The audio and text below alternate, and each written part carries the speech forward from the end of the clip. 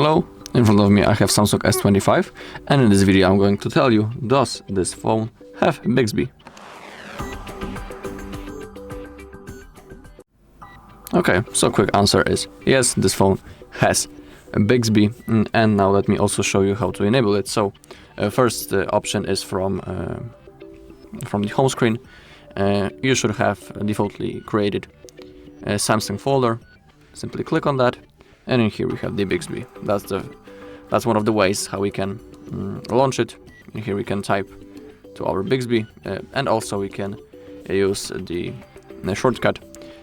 We need to hold simply the power button. Now, as you can see, the Bixby has launched, but there's a chance if you hold the power button, the Bixby won't launch. So to change it, we need to hold the power button and the volume down button to open up the power menu. Now we can click on side button settings. And now select long press, and in here select Bixby instead of digital assistant, for example. So make sure that Bixby is selected right in here.